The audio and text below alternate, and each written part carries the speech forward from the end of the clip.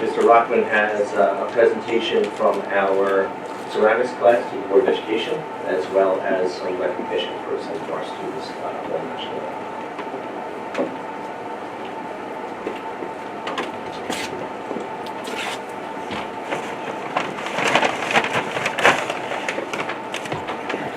We have from our ceramics program, which is one of the most outstanding on Long Island, if not in New York State. And we have a new teacher who's taken over the program, Mr. Osmond. And he's asked me to make a presentation from our students here to members of the Board of Education from an individual piece of ceramic pottery.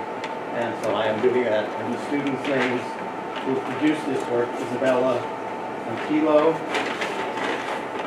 John Bernstein. You're going to pass these out?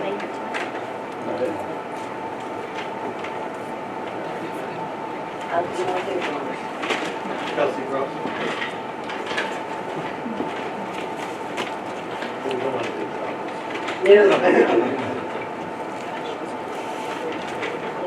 Joseph Cuccinello.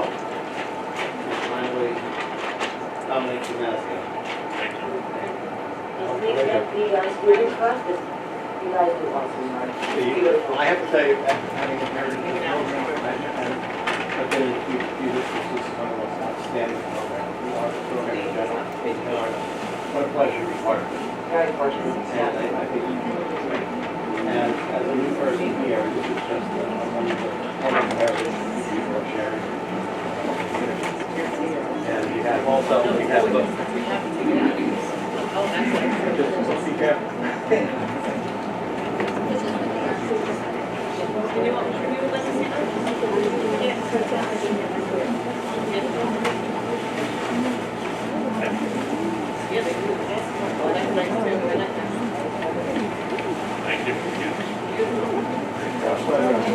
Glad we could do this.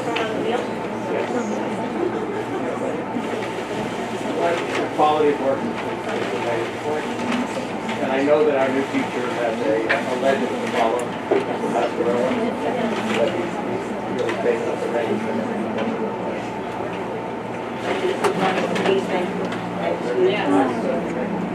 Thank you so much. And thank you for filling in for me.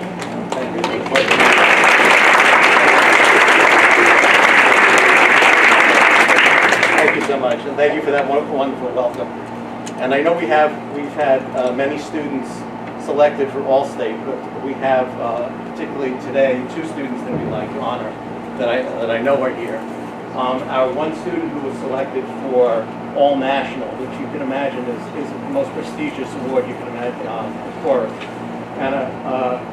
Anna has, I just can't tell you the competition that you have to go through in order to acquire this and to be selected. It's not just New York State, but it's every state in the union that sends students to All-National, and it only happens once every 3 or 4 years, so it really is an honor. And I'd love to present her. Anna.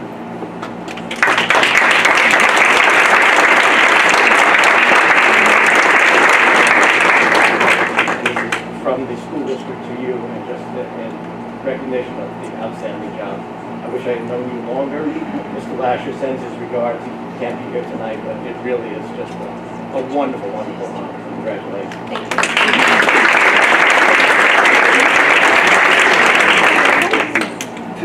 And Darren Dutton, who was selected for not only for New York All-State Wind Ensemble, but as an alternate for New York All-State Jazz Ensemble. That's also an unprecedented honor for the school district, and it's a reflection of all the things that start in the elementary school in 3rd and 4th grade, and they come to fruition in the high school. When you have so many students selected for these organizations, it really is an honor. So I'm just happy to be here, happy to be able to represent you folks, and just carry on the traditions that have been developed here for so many years. You should be very, very proud. Thank Darren. you. Thank you.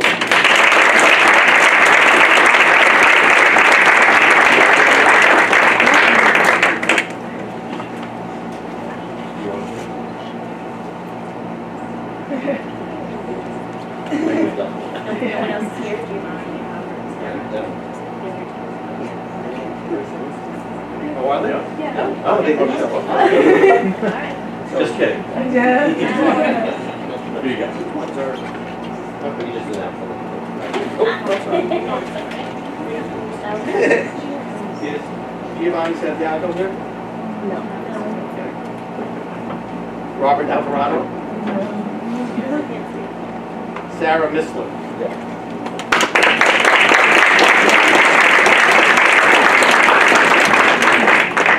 Congratulations, sir. Sorry. Gabriella Perticone?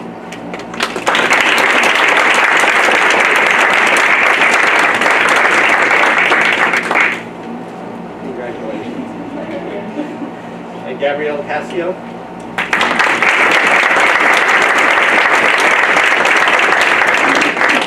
Congratulations to all of you. It really is an honor to represent you folks, and you people are the ones who deserve this. So, congratulations.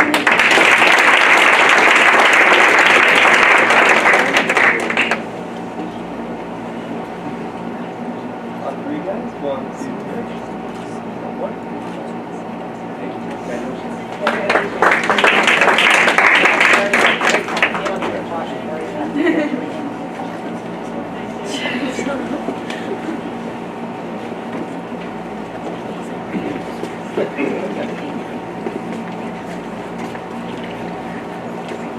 Next, I want to introduce someone who has been up here before, Coach. Coach Alex.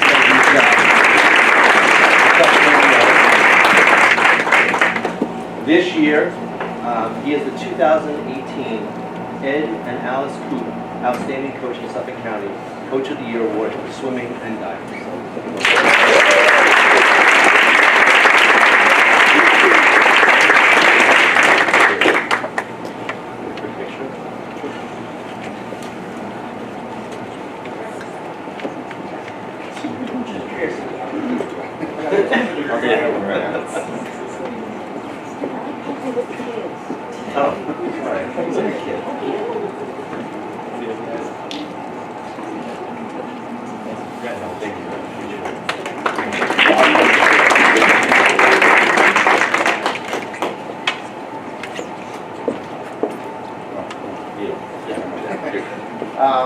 At this time, I'd like to recognize a very special young man. One of our senior captains this year, Dylan Maseko. He has just recently been the recipient of the News 12 Scholar Athlete Award, which is airing tonight. So if you go home, you can go home and watch News 12 for sure. He is also the 2019 valedictorian for Connecticut this year.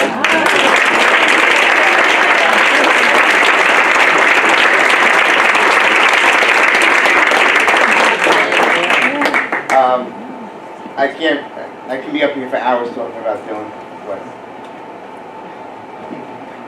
it is obviously evident that Dylan is a great student. More importantly, Dylan is a great citizen of this community. He's a hard worker. He's dedicated to Connecticut, the swimming program. Just to kind of put it in perspective for you, Dylan trains on a Saturday 4 hours, from 6 to 8, 8 to 10. Takes 3 hours of his own time to work with our community program, the Connecticut Swim Club, for 3 hours teaching the young kids swimming lessons. So Dylan at the pool for 7 hours. I mean, what kid does that? Really? He's left a tremendous impact. He's been, like I said, a great leader to our underclassmen. Dylan doesn't work at 100%. He works at 110%. In anything he does, obviously in the classroom and athletically. So we could not be more proud of this young man right here. Tell us where he's going to be This weekend, he'll be representing Connecticut at the New York State Men's Championships, which will be held at the Aquatic Center in Nassau County.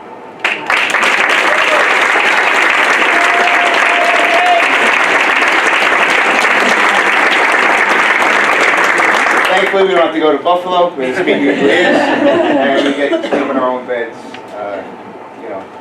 this weekend. I haven't decided yet, but I'm looking to go to Binghamton.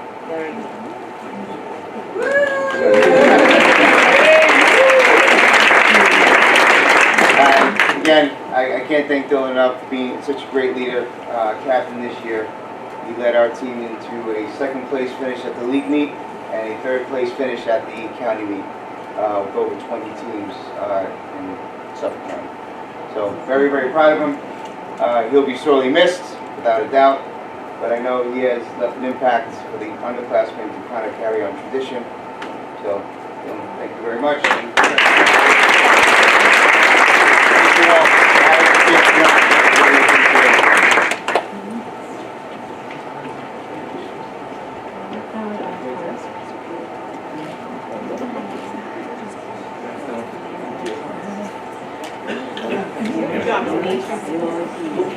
Did you get it?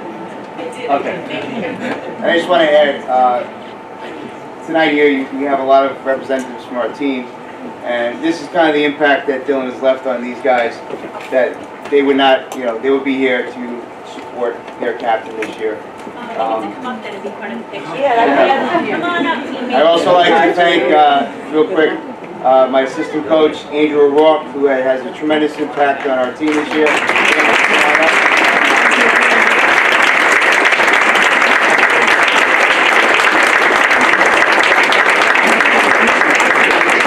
Just a quick story about Andrew. Coach Andrew O'Rourke. Coach O'Rourke was one of my former divers back in the day, so I can't thank him enough for the job he does with the young men, especially our divers. Excellent, excellent job. And it's nice when it goes full circle, when your former swimmers, divers come back and now you're coaching together. So about 2 years ago at the state meet, we had a generation of coaches. My coach back in high school was there, myself, and Andrew.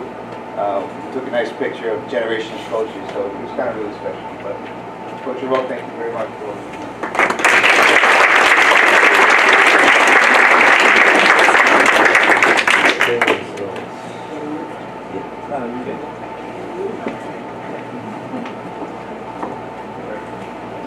Maybe you guys up there. 1, 2, 3. One more. Awesome. Thank you.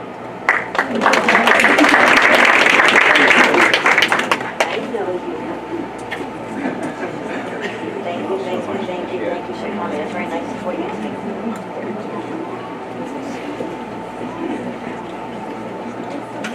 And our last presentation of the evening, I'm going to invite up Ms. Gail Santo, who is our Director of Teaching Personnel Services, to recognize the volunteers and from our Community Wellness Day, and I'll let her speak a little bit more about Community Wellness Day. Yes, thank you. And I'd also like to introduce Mr. Brian Rinkle, my assistant in the project.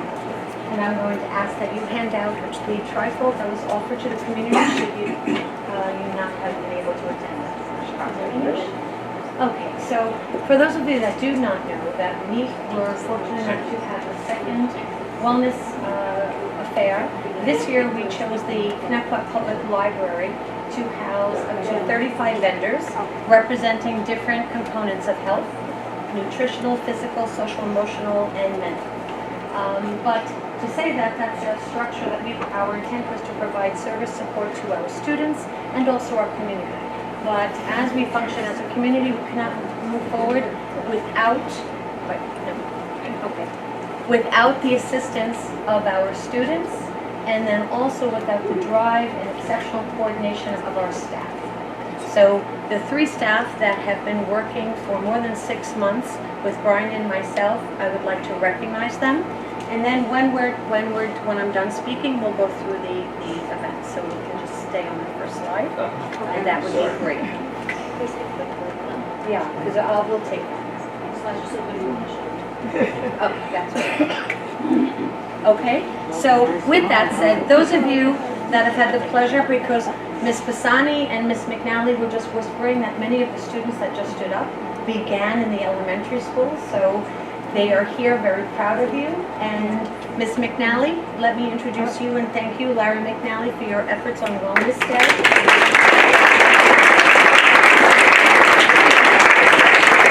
Okay, Ms. Joanne Pisani from Duffield, thank you very much, my dear, for your hoping you've done it. And we've adopted Miss Christine Carino, who is also a high school special education teacher, but she has a very strong passion of giving and working outside of the box, and she has donated her time for more than a year. So I've invited her to attend today.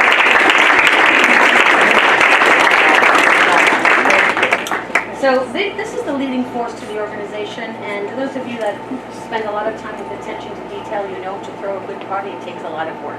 So these ladies give that credit, and I can't thank you enough. And then, but then on the front line, we needed the support of our high school students. So we asked the social workers, extended an invitation, anyone interested. And as customary, up to 17 students volunteered their time that day. And they came as early as 10:30 in the morning, and they didn't leave until 3 o'clock in the afternoon. So of the 17 attendees, I have 8 present today, I believe. So I'm going to call those names that are in attendance, and if I miss anyone, you'll just tell me, but I'm going by the list, and then I'll make sure everyone gets their certificate, okay? So, Shanna Dignan, are you here?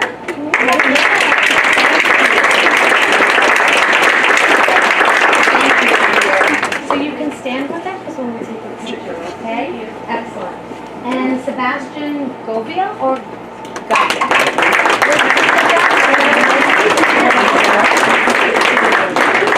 He was first, and he was at the forefront of everything. Carly Hokinson? Yes, where are you, Carly? Okay, she meant to come. Lauren Kennedy? Yes.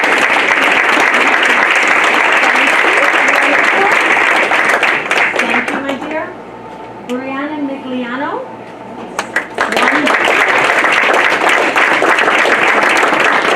Sarah Missler, again, my dear. Thank you. Okay, and Julia O'Neill. Thank you so much. Thank you so much. Please get your certificate. And if I just may read off the other 10 names that are not here because they put in the time, and then you might say, what did these young ladies and gentlemen do? They did everything that to assist the community in coordinating and negotiating the Wellness Day. Well, first of all, you'll see in the pictures, 4 of them dressed as very edible fruit. So that's most important on the Wellness Day. And then they escorted the vendors to the tables. They wore name tags. They stood at the door and they handed out these very well-prepared trifolds so every community member understood what vendor was there and what area of the room to go to address their needs. What else? They served the wonderful healthy foods. So anything that was asked of them, I couldn't thank them enough because they gave of their time volitionally, and they are truly strong community community members. And I very much respect and appreciate your work. So thank you again. The other names I would like to address, Madison Benevento, I thank you. And if you're here and I read your name, just come up, please. Jared Drukalaski, I believe. And Melissa Oz, Matthew Collenberg, Saman Rahman, Grace Saravia, Olivia Snyder, and Ariana Thompson. So those are all that participate.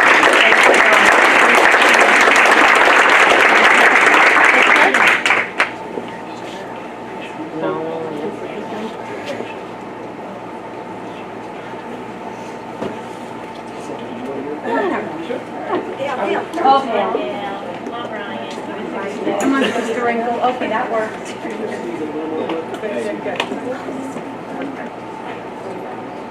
Right here, guys, on 3. 1, 2, 3. One more. Thank you. Thank you.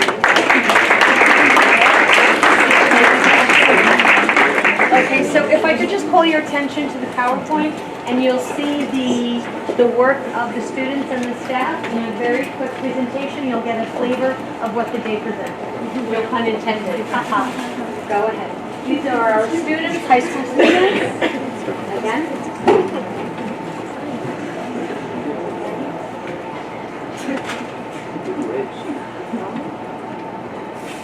This is the vendor room.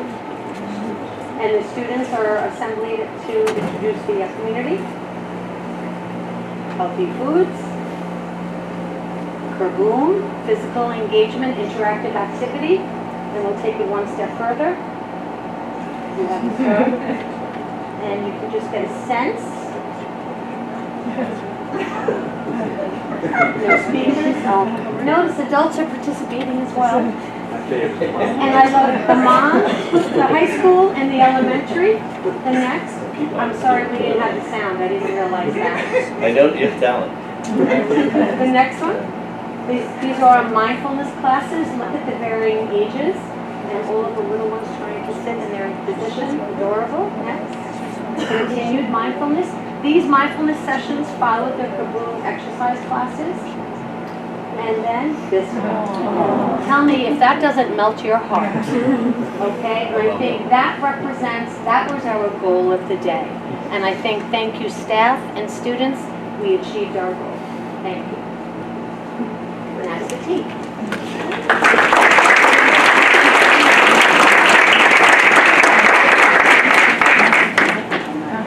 Thank you. You can go.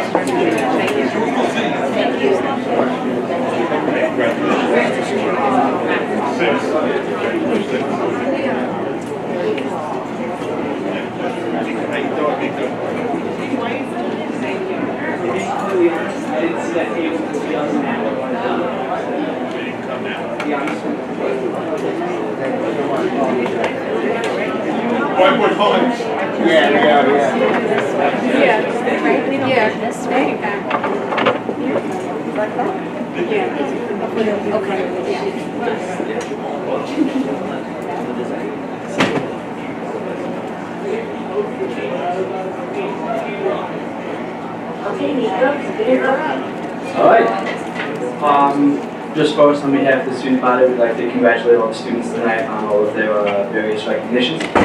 As for what's going on right now with the student government as well as the student body as a whole, we just wrapped up the Valentine's Day carnation sales.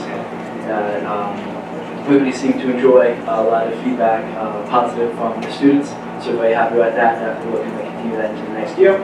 After that, we had February break, so nothing going on during then. And then as of right now, we're planning for our spring egg hunt, and then possibly some events closer to spring that I believe the freshman class is looking to organize, but those are still in the planning stages, and as of right now, that's about it. Are they still doing the way remember what holiday it was? When I thought they should have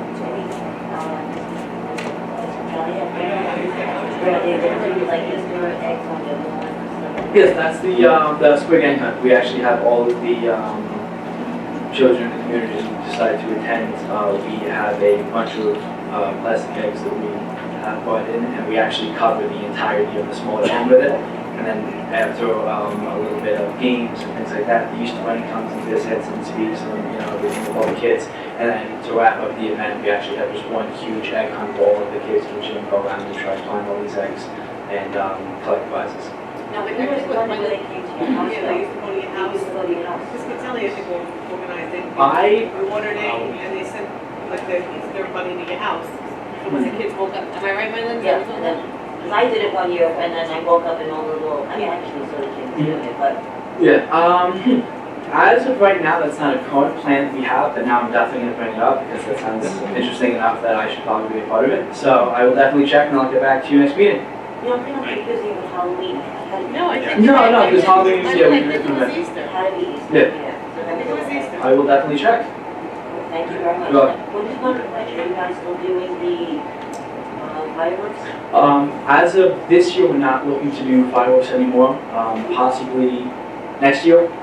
It was just difficult this year looking for a day where there would be the least amount of conflict and anything else going on in the building. And we felt that if we were going to spend the time and effort into organizing an event like that, we wanted to do it where, one, the most amount of people could attend, and two, it would not cause any conflict with anything else going on in the building. So probably next year we're looking to do like a every other year at the fireworks. You know, Okay, so we're moving on to policy. I need a motion in a second, and then for the reading of the approval of revised policy 5280. Before we do that, where are the other policies that after Lee commented, we were supposed to add on?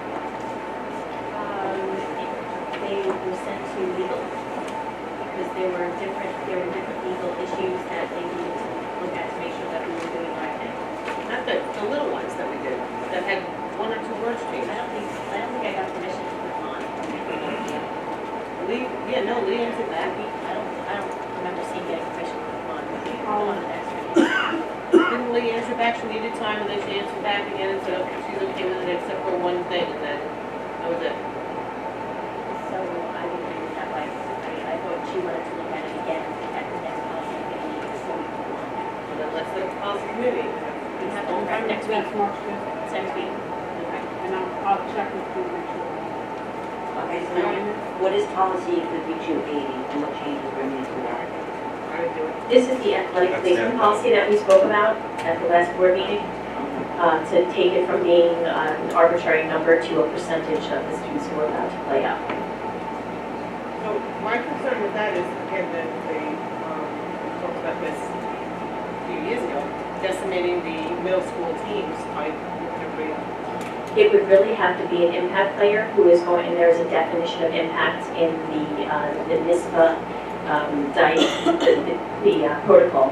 So it would have to be a student who is actually playing at an upper level that would not benefit by staying down at the middle school and would actually potentially be harmful if they stay at the middle school because they're at such a different level.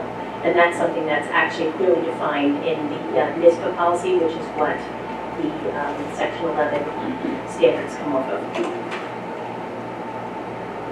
This is something different. Yeah, I would do this. It's 20%, what is it? Yes, that's what we discussed. That was the change. There was only one change on it? The change was to not have it be an arbitrary number of 3 and make it 20% of the roster. And also to reiterate that if there was no JV team able to be fielded, that all middle school players could come up and field the JV team, which was already on policy.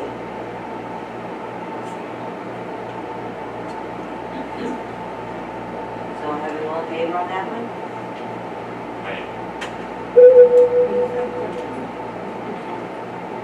A question, since there's not all of the board members here, can you adopt it tonight's minutes? Is it unanimous? What is this, the regulation change? You don't need a Okay, I thought you did it for the first reading, okay. first reading. First reading and adoptable version, okay. So it's the first reading. Wait, what's your question? I'm sorry. It's a first reading and an adoption, instead of a first and a second reading. Or we're not having a second reading? your policy says. I have to look at your policy. Requires more than 4 and majority vote for that. You might just need unanimous vote. Oh, we have to Yeah, be able to- yeah. Right, so majority, unanimity of the entire board, what is majority vote? I wasn't sure. I'll look at the policy. I don't think it's unanimous. I don't think anything applies to all five board right now. So, In this case, only have 4, so okay, so, it should be fine.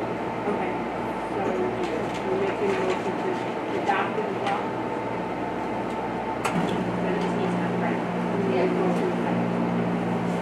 expecting with the first reading and adoption. Yes. So you want to start with a motion? Yes. Okay, so I need a motion and a second for the adoption and first reading of this policy 5280. A motion? All in favor? Aye. Okay, we're moving on to, there's an adoption of the second reading, is that? No, this is just a regulation, this is just for your edification. It's the changing for the non-resident student regulation. It's how we, it's a regulation change to a policy, so it's really just for your enlightenment and edification. There's no motion needed. Okay, so we're moving on to new business. I believe Ms. Nunn, you're taking fiscal stress and revenue.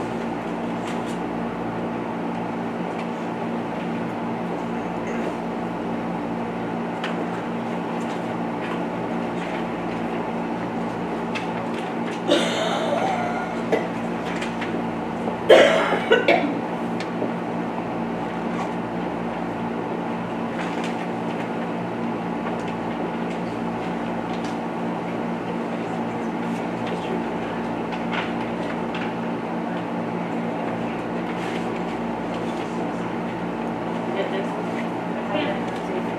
Oh, this is not it.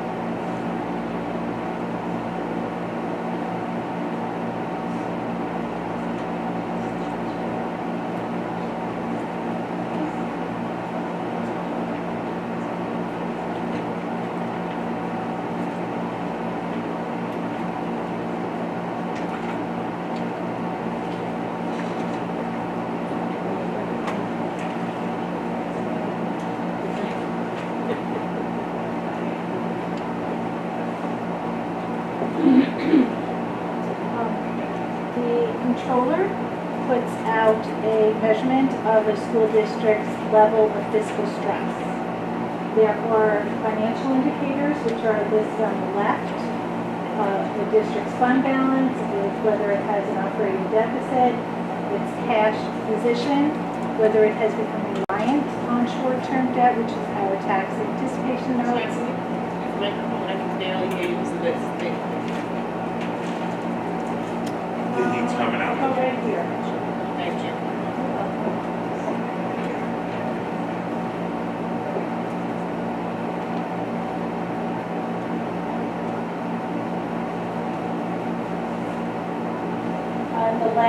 The last item is whether or not a district has become reliant on its short-term borrowing, which would be tax anticipation notes, which we, like most, if not all of the districts, do borrow in anticipation of receiving our tax revenue from the town, which comes in January, December, January, and then thereafter. But we pay ours down like we need to when we have the funding for that, and where the funding is in. But if a district has relied on what's meant to be short-term borrowing, that isn't there. There are also environmental indicators that's going on in the district outside of our purview. Poverty, class size, teacher turnover, well, some of these are the tax base, budget support, if there's an influx of English language learners. These are the kinds of things that put stress on the school district. These are the measurements for each of those two designations, fiscal and environmental. You can see that we are again in the no designation category at 16.7, which is a good thing. I wanted to go over with you the revenue and the revenue budget as it stands so far, as it's projected to be. I'm projecting that we would have similar miscellaneous revenue and use of reserves as we have in, as we did last year. Appropriate fund balance is not defined yet until we have a more solid number for the expenditure budget. We will not be filling that amount in. New this year is using the debt service fund. We have 1.2 million in there, which will help to reduce the tax levy. And you can see the comparison between our state aid projection from last year and our, which is the more final number. The state aid projection is after the budget is adopted by the governor and the legislation and it's final. Versus this year's, just the governor's proposal, not the final projection yet. You see a drop in the funding. So our state aid has declined. We'll see later the raise by taxes. This is the tax levy, and I'll walk you through the tax levy cap calculation. And then total revenues will be affected, of course, by what is appropriated from fund balance. Now, this just shows all of the categories of state aid that are on the executive budget proposal. So I'm showing you a different number here. This was the final state aid projection from last year. This is just the proposal, the governor's proposal that's in this box. But now on the next screen, I'm going to show you both numbers from the most current that we have, which is the 1920 governor's proposal. So you can see here, it's a greater difference because this is a more final number. That's a number as of January of this year, just as is the other number in this proposal. So we see a decline in OC's aid, we see a decline in high-cost excess cost aid, and a decline in building aid. What is high-cost excess cost here? Those are for students whose special education costs exceed a threshold and are stacked and fall into a higher category. Correct? BOC's aid, that's an expense-driven aid. The more you use it, the more aid you get in the subsequent year. It's not 100% aid, it's not 100% of what you expend, but that drop also will be reflective of a drop in the use of that BOC services. And what else is of note? Building aid has declined by $512,000. Building aid is changing. It's dependent on aid that might be falling off of the state's funds. They amortize their building aid over the life, the useful life of improvements. How would our transportation aid go up like that? Like what determines that the transportation aid goes up? What would make transportation aid go up? I mean, Purchasing buses, things like that. Thank you. Okay, so here's the calculation. It's on the state controller's website. Here it is a little bigger. And I'm just going to walk you through the numbers that are associated with this calculation. I do want to once again point out that the tax cap is commonly referred to as being at 2%. That's only one portion of the calculation that's capped at 2%. It's the number that's linked to the CPI, the Consumer Price Index, which for this year was 2.44%, but that's the number that's capped at 2%. You'll see that on the following pages. There are exemptions, which I've spoken about before, such that if the retirement contribution rate were to exceed 2%, the portion that it exceeds 2% by could be factored in to increase the allowable levy. And also there is a calculation related to the capital exclusion. So if your expenses for capital work that you're doing, debt service that you're paying, if they exceed the building aid that you're receiving, you can tax for that difference. Because obviously you need to meet your debt service, your principal and interest payments for your obligations. I jumped to this slide. This talks about the exclusions.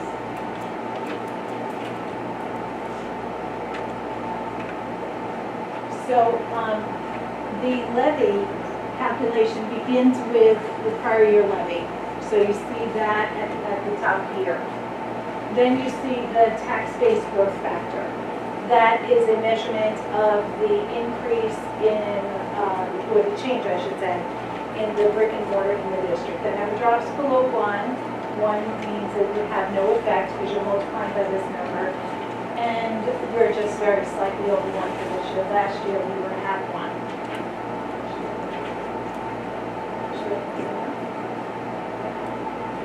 Then you have to add in your pilots, payments in lieu of taxes that you receive, that the district receives, because the town makes agreements with businesses to encourage them to come into the township, and that affects the taxable base. It's a reduced amount to encourage business to come in. Then you have to subtract out the capital levy from the prior year. Here's the 2%. This is the 2%, Victor, that everybody thinks, commonly that you're capped at. But that's the line that's capped at 2%. Then you subtract out your pilot's receivable as projected for 1920. And we have for this year available carryover from last year because we taxed at 0%, so there is available carryover. Which can only be used this year, carry over 1 year. And then you come to the tax levy limit for exclusions. Then this is the capital levy exclusion I was speaking about before, where the cost of our anticipated capital expenditures from transfers to capital that have been done in 1819, added with what our principal and interest payments will be, and subtracted from that the offset of building aid. And what's also being subtracted from that is that debt service that I had shown you earlier of 1.232 million. So that's also offset here to bring the capital levy exclusion up to 988,000. That is added to the allowable levy limit right before it, coming to an allowable levy limit of $127,570,378.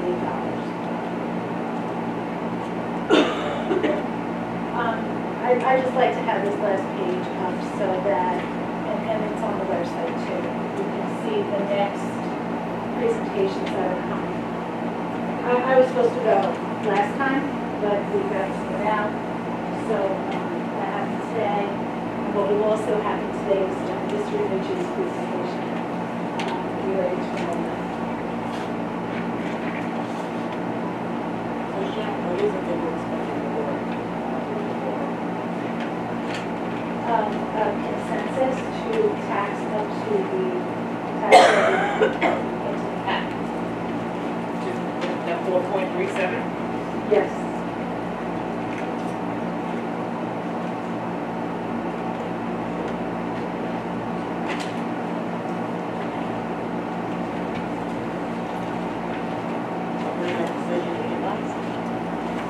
I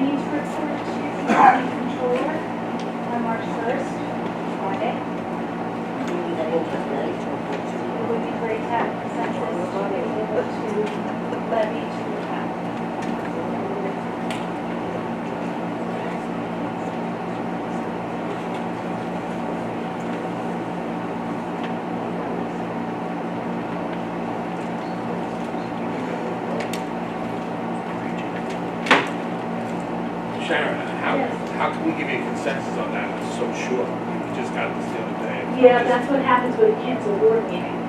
Well, we were there. Yeah, we had a board meeting We on that did. Friday. My presentation was excluded. Who cares what happened? That's where Okay. we're at. Okay, Can we get an extension? no. You need an answer today for Friday. I would suggest that you just get a consensus to tax up to, not to exceed the levy So, limit. but we're So not that- approving that 4.37, because I'd like to go lower, but, so we're not approving that. You're saying you come back with 4.37, and I have to approve it? Is that what you're saying? That would be ideal, but if you would give consensus to levy up to and not to exceed, so that we're not piercing the cap, that would be something that I would feel comfortable reporting. And when would you be able to make a decision then? I don't know, can we make a decision today? I just learned a lot from you yesterday about it, too. Sure, I understand. So last year we were at 0. Right, What is this year? 4.37. And you can see that 1.8 of that is because of carryover from last year, and 988,000 is because of the capital exclusion. Sharon, it was 1.18 though, the increase between the last year and this year, the actual increase, correct? Increase in what? From The one, budget, the budget's budget. No, the expenditure budget, yes. was it 1.18 or something like that? Mhm.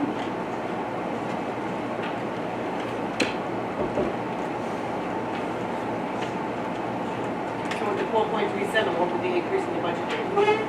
Budget's budget.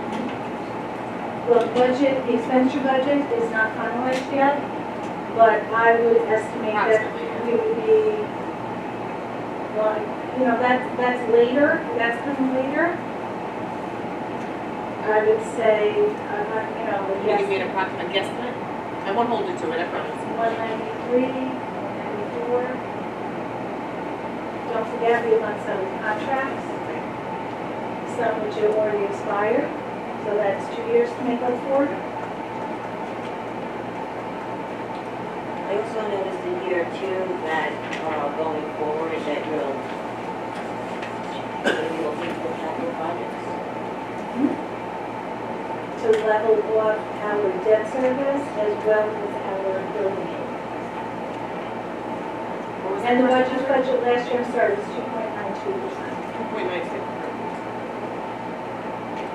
All right, so the capital projects, I understand that July, there's going to be a decrease in what state? Yeah, which is the first time since I worked here, 11 years, that we've seen a proposal to potentially change building aid ratios and to change how much incidental cost would be allowable.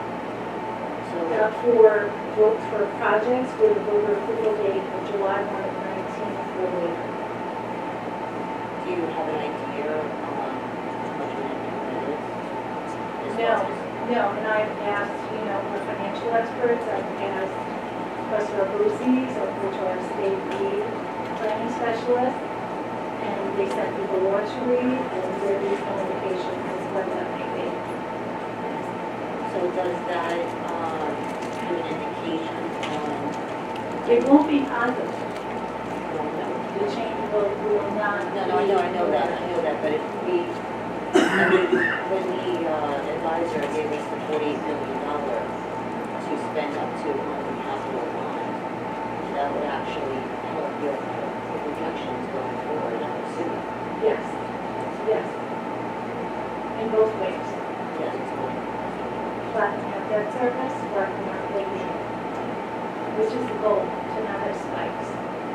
So the other question is when the board gets the appropriations, I guess then we can tell, I mean, if you talk about putting it at 4.37, not to exceed, then when the appropriations come in, is it something that we use that time to allow To allow for modification, absolutely, I can go in and modify the submission that I made by the So that does give you the time that, you know, it's reasonable to ask for an absence. Okay, so then, Have all the time. what she's saying is that the university will go from 3 So if the appropriations come in, we can also look at. We need a consensus from all three of us. Not tonight. You're not gonna have a consensus, Sharon, so what does that mean for them? I don't know, I've never had things go this way. So if we don't have a budget, what is the ramifications? Or we have to have a budget, just, I think No, I'm just asking It's the a number question. that you're looking at. If we don't have a budget, okay, so I've asked that and been told that means the board is not doing its job. That's the main job of the board. It's not like we're not having a budget, we're just not agreeing on a number, the 4.37. So it's not like we don't have a budget. Yeah, I'm asking for you to agree to tax up to not to exceed, which really doesn't lock you in to an amount. That's the impression I think the fear is, Can we you go know, lower than 4.37 and I would. I think the fear is, you know, the resistance with the budget development guidelines with the, I don't know, just like we have to move forward. I mean, if I heard you correctly, we're not married to the 4.37. We're not exceeding that. We can Mhm. obviously go down from there, but you have to give a number on Friday. I would be comfortable reporting in that way, Okay. you know, based on you saying that to me, Yeah, based on. not to exceed, Right, based on what which you're. actually isn't saying a lot. No, exactly, so based on what Why you're not, we're saying. not gonna see. but now Still let's say a you high come number. back with that number, Right, 4.37. then what do I do? Then you are, I'm not comfortable with 1.37 and now, say you, like what Mark just said, say you actually go to that 4.37. Because we No, voted you would not have to. to do that as part of the document budget. So we can change it at that point? Yes, We can talk about it too. absolutely, Okay. absolutely. Yes, when you look at the appropriations, you can look at. Historically, this has just been a more of a consensus to tax up to the limit. I got this Saturday, to I be honest with understand you. Yeah. You should have gave it to me last meeting also. I'm not saying it's your fault, anybody's fault. But I'll okay that, what you just said, as long as we can adjust. Yeah, it's not really a steadfast commitment. But, you know, keep in mind, as you go along, you want to approve things, you want to add things, and you want to settle things, you know, there's that impact. All right, so do we have a consensus on that?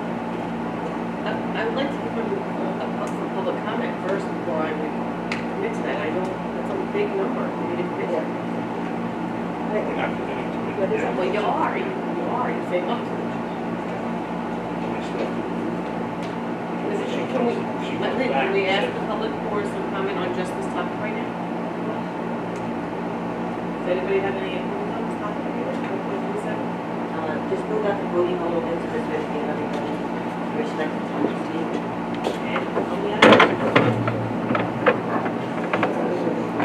So Sharon, with us at the 0 last year, is that why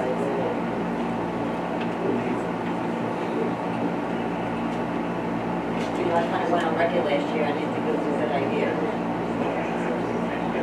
regard to your issue, your budget adoption is April 16, 2013. So you're just giving her permission to go up to that level. You finally adopt the budget. This is not your final adoption. But it could be always fine. Is that what you're saying? They've made the But decision we as can to also- how But we can still also say no. We just asked the public for some comments. All right, if anybody would like to speak, come to the podium and speak about this particular topic.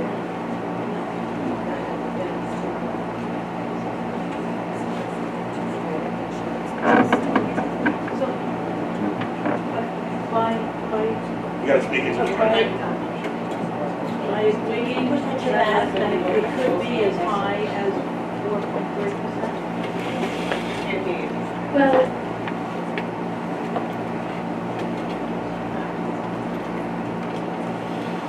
the consensus to tax up to an amount not to exceed can mean anything 0 to 4.37. Not to be made by me. Right. To be made when the budget is done. And this is math. It's the calculation that the control group requires for us to do. It's high. If It is it were high. go to that, it's high. Yeah, well, but averaging out over last year and this year, not really, because last year was 0. That's a good thing. Yeah. No, I know. But you know, when people come up and they want to hear programs and they want to. I understand. Yeah, I and do. there's always more mandates, That's just there are that's just contracts that have to the be settled, and insurance that goes up. Yes, So, I do understand. well, I personally hope it doesn't go near 4 point, 3 or whatever, 4.3. 4.37 would be the budget-to-budget number, correct?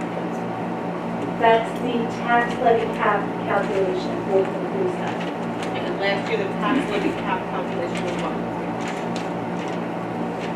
It wasn't 0 because we had a budget-to-budget increase. So what was the tax levy cap calculation last year? It was over 3. It was over 3% last year. And that's just a factor of the math. No, I know. And I do we want keep to saying point 0, out it though, wasn't if 0, we do so not I want to make that clear. tax, we lose that capital exclusion. So next year's number, that comes out of there whether we tax for it or not. The starting number, you probably don't remember, but the starting number is the prior year levy. So if you do not tax up to the levy, that almost $1 million of the capital exclusion comes off of it, even though you didn't tax for it. So that means that your debt service, your capital improvements are eating into your program. Kind of To be forevermore. honest, I don't understand most of that, but I just, to me, it sounds like a number. As a person, I can't speak for everyone, but, the tax situation here. So, I don't know, I hope you come in significantly lower. Well, right now, that's the math, so that's not really, that's what I don't the mean that difference. personally, I just. That's the difference in, Numbers can't. that's what the numbers come out to from the calculation that the control has us do. Change numbers. Here. That's it. It is scary, but we see the state aid financials going down, then if the tax levy is not enough to make up for that and support programs and, all the things we had. We had security at every single building. We added monitors and it all sounds great and it's all wonderful, but, how much can an old number absorb? So when we do 0, we shouldn't be adding. But we do. What we need to do, we have to do the increments then, because. But I think when we do 0, people can't come up to the podium and say, I want to add this, I want to add that, and the other thing. It doesn't go together. There's no correlation. When you go to 0, then you don't spend more. No, I realize we have to. So if we want to spend more, if we want to keep what we have, after planning to not spend more, it's a tough reality. I get it, I don't love it. Just a clarification. You're asking for consensus right now to be able to go up to not exceed 4.37. So if the board decided tonight or whenever they have to make their decision by, if they say don't exceed 2.5%, don't exceed 3%, then that's what you would go by. Yes, it's up to the board. Absolutely. And then ultimately up to the voters. Right. The 4.3%, 4.37%, what does that convert to as far as an increase to us? Can you tell that now? And work that up without having an assessed value from the town. Well, then I would have to do it on an estimate, and it would be in the brochure, if you remember, it's at the bottom. Yeah, I mean, standard assessed value around here is around 40, 45. Yeah, and I always have that in the program, except last year when it was 0, because it was 0. So But we'd yes, be looking at what, like $200 increase at the Let me work that up for you. And there are going to be some assumptions in there, such as assessed value of the entire district. The best I can do is to use last year's. Right. You know, so many Yeah. assumptions like that, but yes, I But it I should, can give it you that. really shouldn't be too far. Correct. from last year. That's Yeah. correct. It'll be reasonable. Okay, so just to confirm, if they decided they could take this, they could, don't exceed 3%. They could do that, and then you work your budget off of that.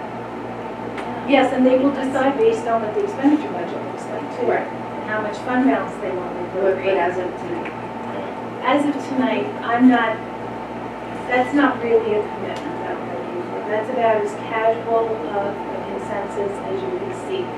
It's anywhere from 0 to 4.37. right, but they could set that maximum at 3%. They could, yes. Oh, Yes. At any point between now and the budget adoption.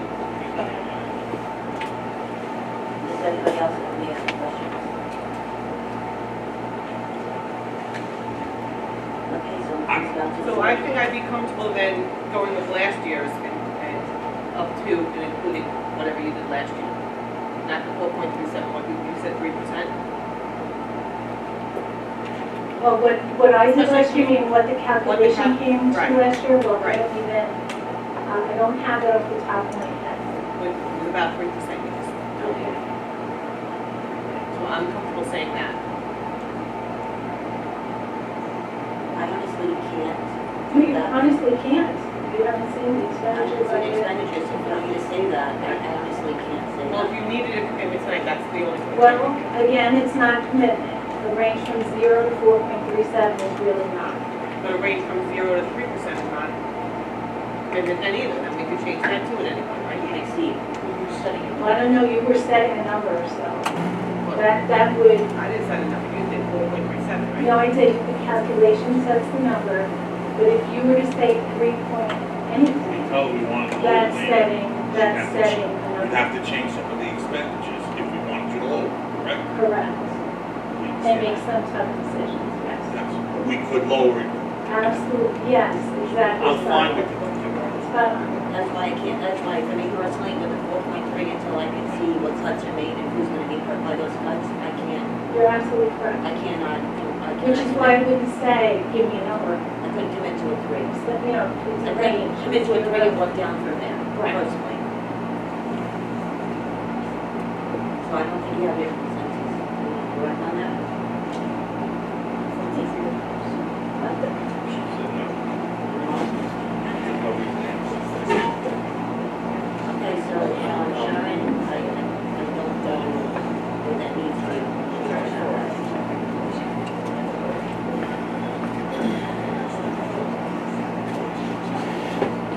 I personally, and you're asking me to make cuts before I don't even know, before I even know what cuts I'm making. And I can't cut a program, I'm not gonna cut anything blindly, because that's what. Specifically a program, I mean, Listen, I don't know what I'm cutting, but you're asking, but if I go to a 3 and I agree to a 3 today, you're asking me to cut something today, then I'm blindly there's cutting, not and I enough don't know what I'm information. cutting. Without enough information, I have But to you're do just, that. you're telling me now that it's not a commitment, but then you're saying it is a commitment to You're do something. So I don't know, so I'm Well, definitely not going giving to a consensus. 3 would be a commitment, that's narrowing the below. range. Then it's 3 and below. It's a safety But net. maybe that's You're saying we could change it. maybe something needs to be cut or changed. You know, maybe something does need to be, you know, taken out or changed. We can't say, well, you know, I'll agree to less only if we don't take something out. Obviously, we have to take something out. We're really not at that point yet. I'm just going to Yeah, repeat. It's a range from 0 to 4.37. That is a zero commitment. That is, let me not say zero commitment, because I don't want to confuse it with a number. That's a meaningless commitment. It's just saying not to exceed the cap. I'm gonna still say later, listen, we want to try to lower it. Can we take That's it? absolutely Yes. correct. Yes. That's why I'm not committing to a 3 right now, I don't know what I'm cutting. Is that what you did last year? We started out, whatever the max calculation was, we wound up at 0. So you can change it, you can cut things out. So you It's just a shot to get started, that's all it is. It's not to exceed, Right. not to We're exceed. basically telling them to go controller, we don't intend to pierce the cap. You're exactly correct. That is the intent. The intent of the reporting to the controller, is that we basically want to tell the controller right now that the board does not have authority, does not want to give authority to pierce the cap, that we're going to stay at or below the cap in the final budget adoption, which comes a month from now. And we're not locked into that. So you're, I need to put so it, what's the wording? Are you saying at or below the cap, or are you saying at 4.37? That number's killing me, I gotta tell you, that number's bothering me. It bothers me too, I'm not gonna say the same, but that's a little high, but it's something to work with. Let's get started, we can move forward if we say, yeah, hey. exactly. That was the intent. Not in stone by any means. Yeah. Not to exceed The the wording is line. at or below the cap, I'm okay. At or below the I'm cap. glad you said that, Dr. Adams, not to pierce the cap. That's really the point of the reporting of this. And then when it's finalized, I'll go in and I'll change it. But at least we met our deadline, and the controller knows we're not piercing the cap. So not piercing the cap, Which is another way to say it. all right, I'll go with it now. That's not working. I'll go with it now. So you have consensus? You have a consensus. I got Okay, Bob, I believe this portion is yours. Melanie? Okay, I'll play that. Big no vote.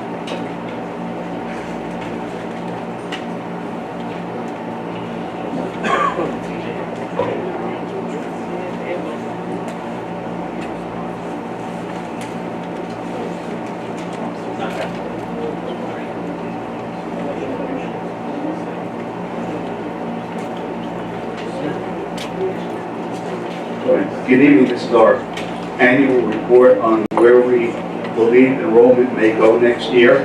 We're going to do it building by building, and I'll give you some summary information as well.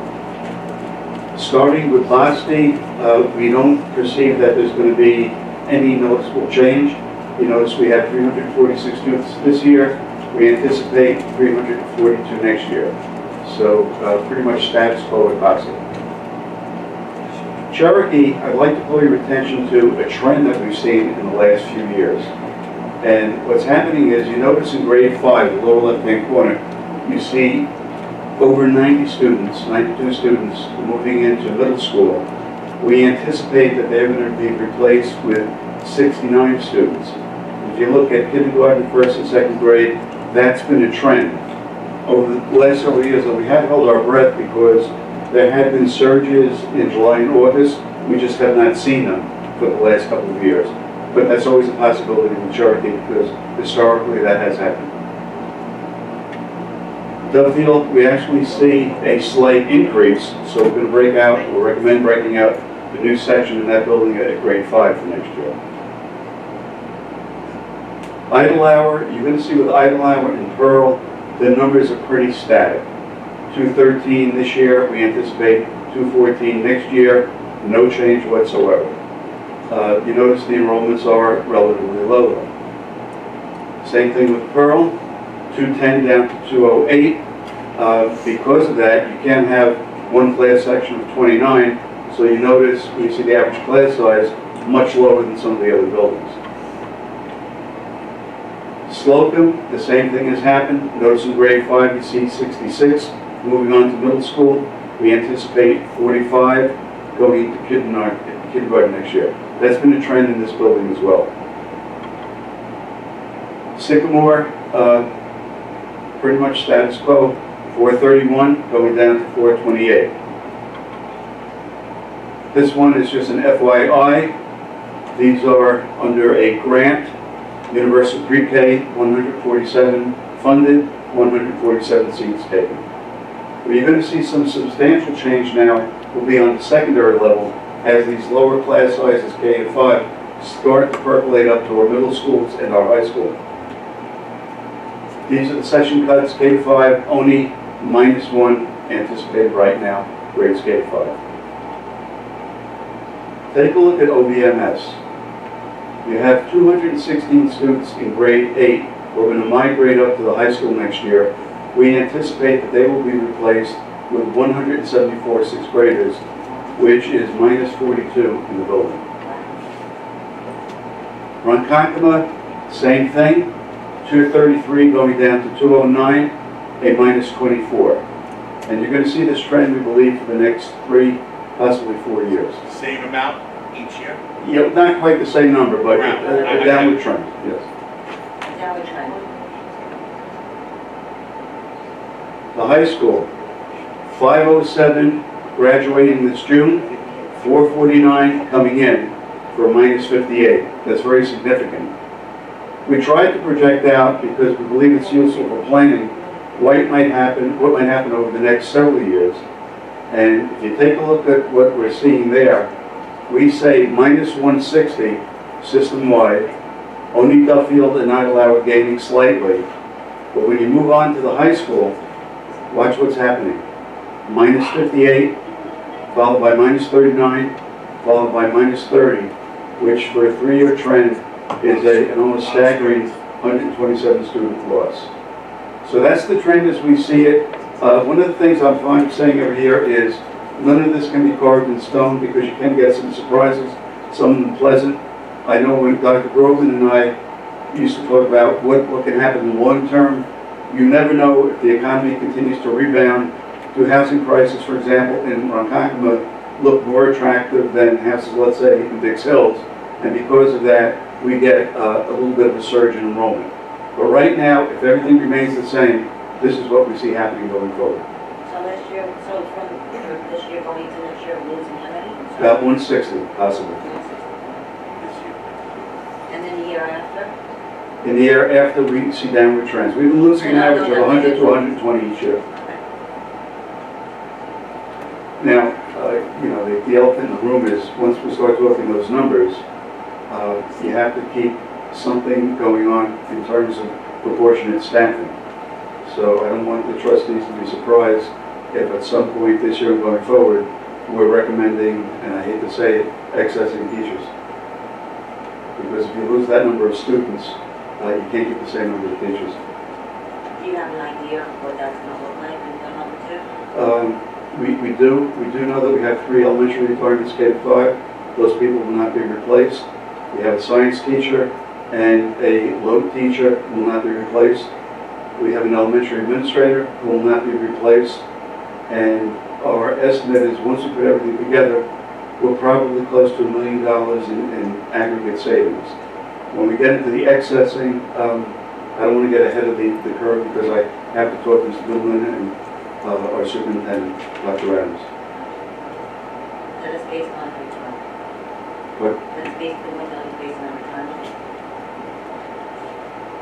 Does the board have any questions for me on that? Okay, so Great, thank you very much.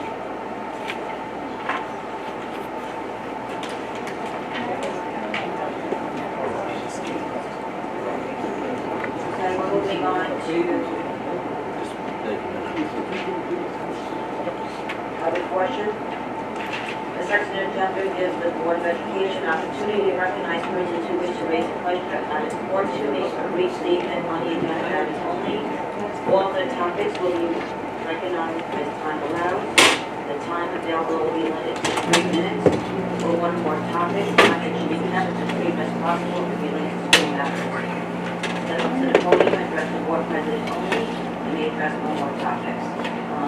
Mary Jane will have the buzzer, so when you hear the first ding, we have about 30 seconds to tell your comment. The last ding is 3 minutes. 3 minutes are up. Just a quick question. Is the district aware, or would you know anything about the housing that we want to build on Sunrise, south of Sunrise and Lakeland, and would that affect any of our schools if they build all the apartments or homes? So you're referring to the golf course? Yes. Okay, so I actually am very heavily involved in that. As of now, that is zoned for E4 homes.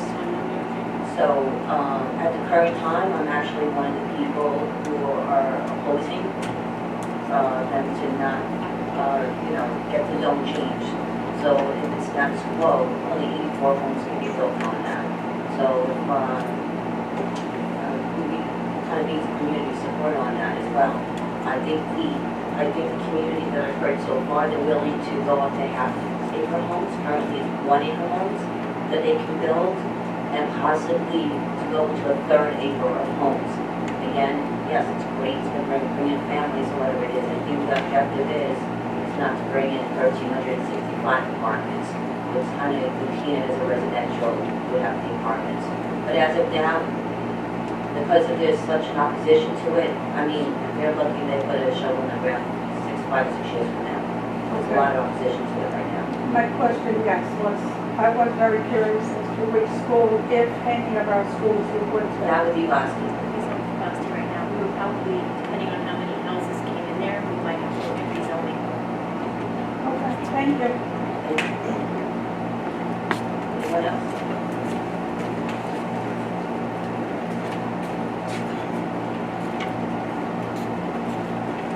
Yes, good evening. Just with the increase in the middle schools, is there any increase in the special ed as determined as of yet? Special ed department, the kids enrolling in middle school, will there be an increase in the special ed children?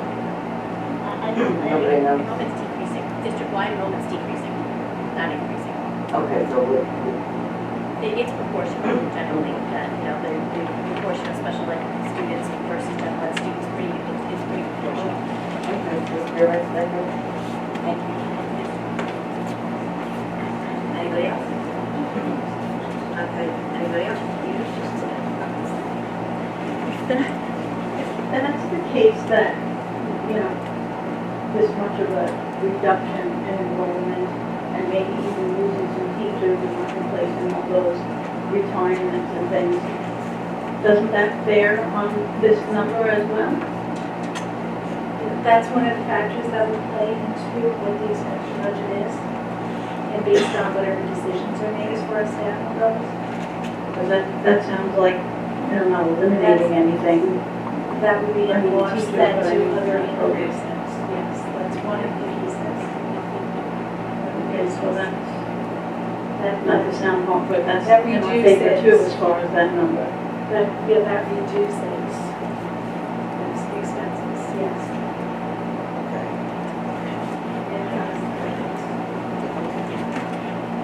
Anybody else? Okay, we're moving on to recommended action, personnel matters.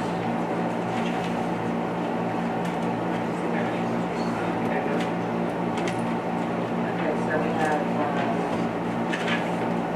terminations, leave of absence. We need a motion in a second. Second.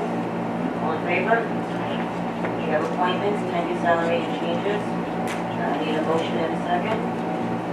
Second, all in favor? Okay, we're moving on to the consent agenda. We have items 2 through 8. I need a motion, and then we'll have discussion. Motion? Second? Does anybody have any questions? Or second questions. All right, on the consent agenda, there's $500 from Alliance Energy. What does that money go into? Just a check for $500, it didn't say where it's going. It's actually a donation. Yeah, to where? It says it's going into the high school supplies code. Right, so it had a code, I didn't know what that code was. So supplies, That's the high school supplies code, yes. Alliance Energy said to donate it to supplies. Yes. Okay, that's what I wanted to know, thank you. The copier, another copier for $6,000 a year. Is there really a need for that? I mean, it said something about not using desktops. So, I mean, don't we have central copying for that? Yeah, so we do have central copying, but this is for 2 offices. And it's been deemed necessary based upon the amount of copies that they're making over. So we get charged a different price making copies over a large copy machine like this one that we're suggesting versus a desktop printer. So I think the desktop printer is between 5 and 7 cents per copy. When we're making it out of the central copy machine, it drops it down to 2 to 3 cents per copy. Right, but if they have a big load of copies, I know like at the elementary schools, when you have to make copies, you send it over to here, right? And they make both their copies. so it's This is still different, so 2%. it's also printing off of the computers. So it acts as a desktop printer. So it's a networked copier. Okay.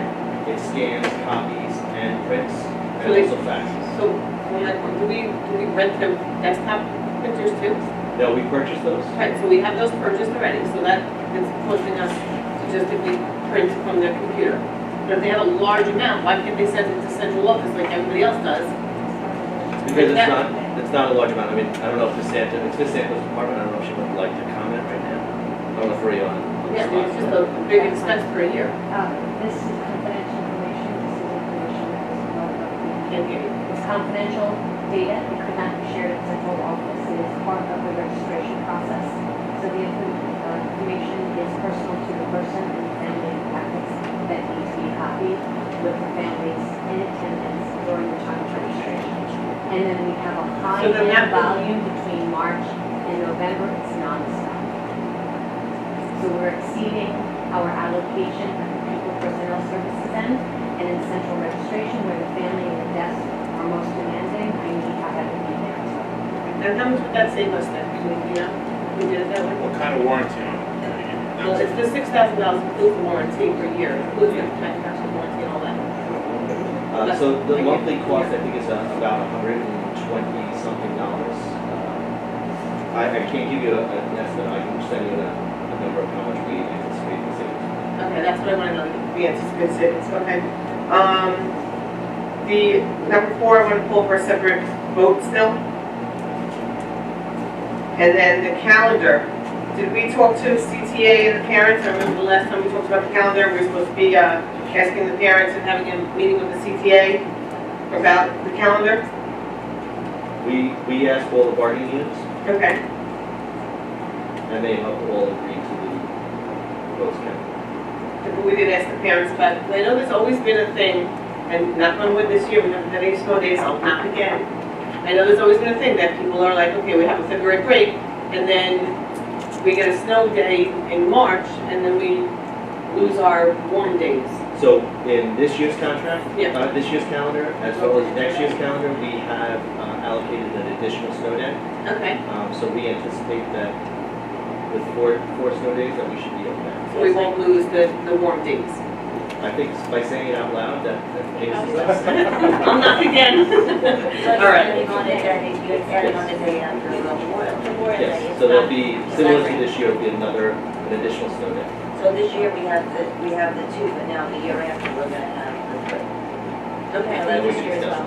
What? We do have the 3 this year? No, not part of the Easter break. Correct. Okay, so then that's a nice, very nice one weekend.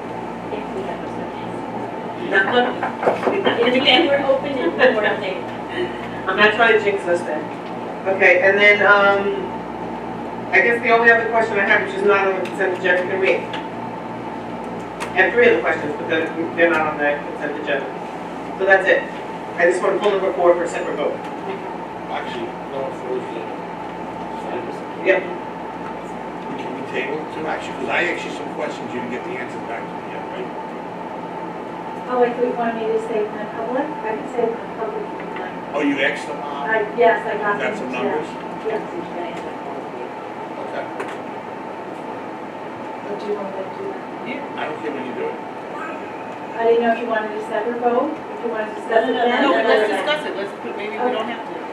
So, the cyber liability, insurance coverage, did you want to explain what it would cover? Because I did send material home, but if you're just interested in the numbers, I'll just tell you the numbers, which is fine. The $3 million liability costs about $20,500. That's the one now, right? That was the one that was, yes. And that's for an extra $3 million, An correct? extra $3 million. $2 million would cost about $19,000, so it does not drop a lot. It goes from 20.5 to $19,000 by dropping the liability coverage by $1 million. So not a big savings there. Dropping it down to only $1 million costs about $15,000. And the deductible? The deductible would remain the same at 10,000. For all three. Can you get a higher deductible, or is that what they standard? That's pretty much the standard. Can we ask them for a higher one? I gotta be See if the honest, prices I'm not will change? for this, just, Okay. we, I talk I about understand.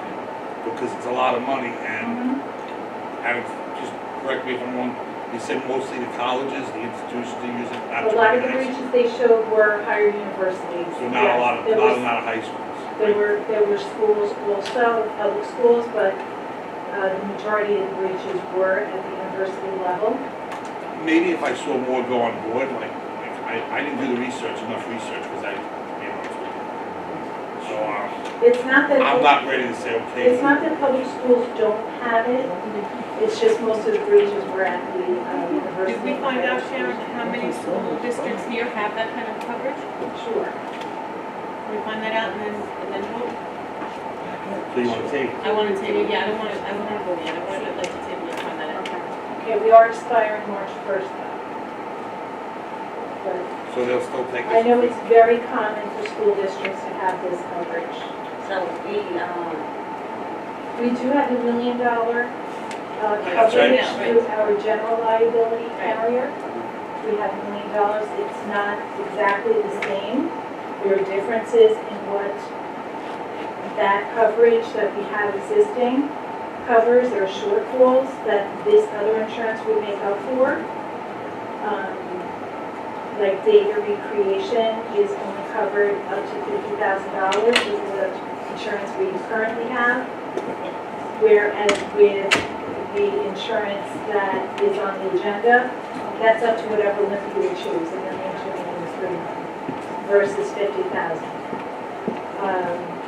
No coverage for media liability, regulatory proceedings, threats and extortion. So what are the questions you want to answer?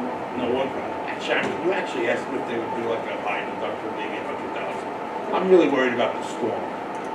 That if like something big got hit, 100,000, we don't pay for 5 years, we're fine. It doesn't seem like it happens that. Nothing's ever happened from what you're telling me. We have not had an occurrence. We've had this insurance.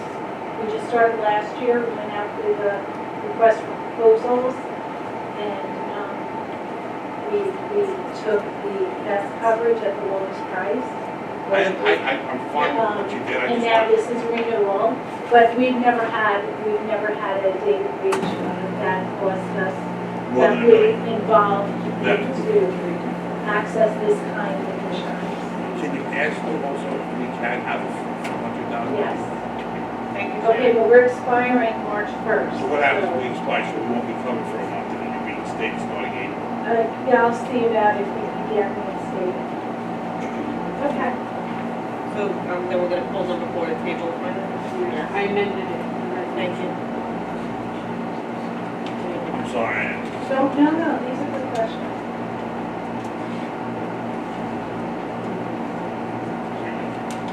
Yeah, that's what I want to find out. Why it's the high deductible. I already have that. She gave me a percent. I don't want to spend it out. Unless you want to ask her. Okay. But I did ask her. Thank you. Good man, Ed. I did ask her. 2, 3 years, and then there was a motion. Say that again, Ron? We got the motion, Martha. So 4128 as amended. All right, 238 as amended. So we're all in favor? Yeah. Oh, wait, we could vote. Yeah, I'm fine with it. Can I ask, I know Gail's here right now, so can I ask? I'm okay with this for the kids. And, I just, when they call you, they give you a price. You ever say to them, can you do something like that for us? Yes. So then you do it with them? Yes. I think that's the best they can do. Because, do you ever say, The reason I can only have him for 2 days is in such high demand. Because he has a commitment, he's worked with us. he was the guy on, Correct. During Wellness Day, he's been here for 3 years, but he's very popular. So much of a mindfulness gentleman that we can afford, he's in high demand. So he accommodated our schedule, so I can have. 300 an hour, right, is that what we're paying? 300, sorry? 300 an hour? 300 per session per hour for a couple of 50 students. The year before, just to answer your question, the year before, it was significantly, it was only a couple of $100 more, $29.75. I saw it, I saw it. But it was an assembly format. And it's hard to conduct a Still one interactive- person, right? One person, no, he has other people come with him. But for assembly, it's large auditorium setting. So we wanted it more intimate, so there could be interaction between staff and students. So we capped it at 2 classes per. We were able to target every grade level that was identified. We were strategic in identifying the younger babies, and if they didn't get it year 1, then they got it year 2. And no student was left out. The only exception was that grade 5 and 1 extra sessions. They had no exposure, and I had availability in one of the elementary schools. So it's reasonable. I know it seems expensive, but How many got other people that's got? how many other trainers? Yeah, does it count? I want to say 4, but don't quote me. I couldn't find it. But he's in high demand. But And most it's up to importantly, 50 students? our sessions, the first year was assembly based. This year we did up to 2 classes combined, no more than 50 students, so there could be interaction. And as you saw in the video, the staff were participating, the students. I like it, I'm for the kids, I get it. It was a win-win, I promise you. I'm not saying it is, I'm just questioning why somebody did it. Yes, and if I pursue again, in good faith, I will try to negotiate it. That's what I like, 100%. good negotiating. 100%. I have to add to this, because on the assembly program with him, I cannot stand for a mindfulness walk through, I'm sorry. Not in a big auditorium, that was just, the teachers were laughing, I'm sorry. They That's were not what we're just, talking about, madam, but I'll take note of that. that was, We're talking about the exercise that's, activity during yeah, that's one wellness. thing, but the superintendent conference thing, I think we should cut that one out. Thank you. Really, for 3 parts, that's too much. Thank you very That's too much. much. Thank you. I'm sorry. We need Very something a little bit more useful than meditating. We don't get to meditate in class. Sorry, I had to.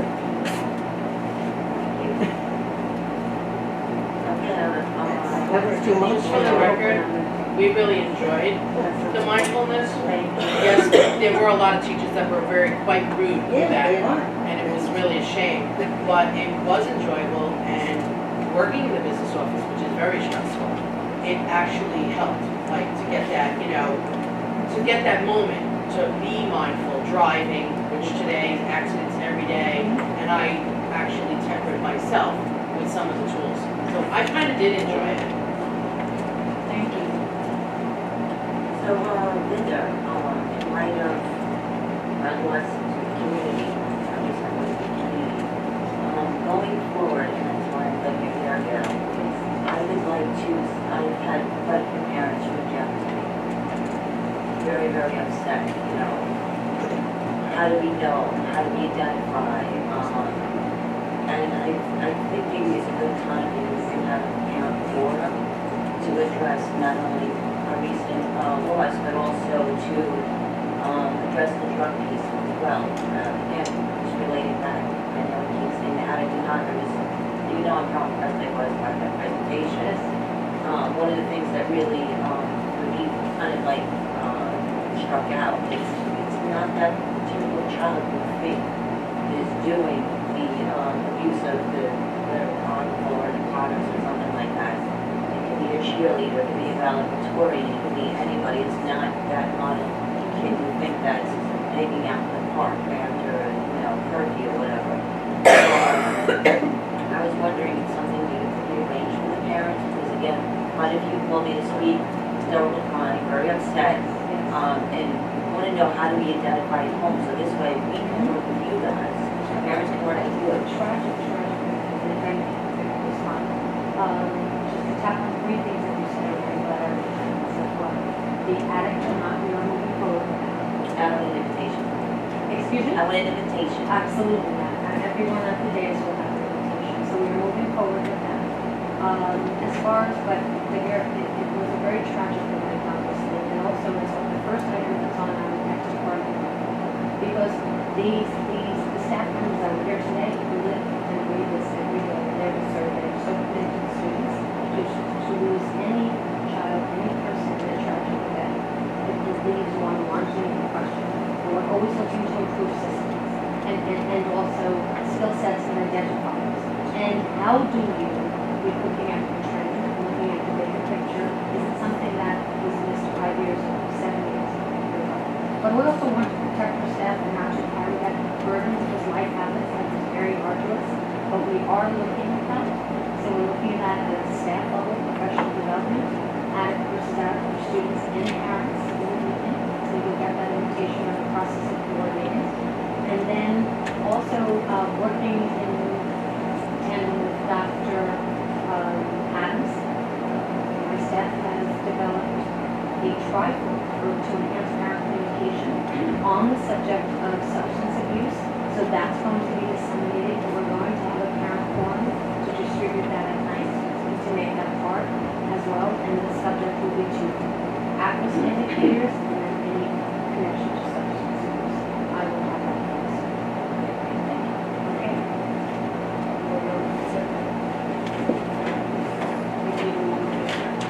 Any questions?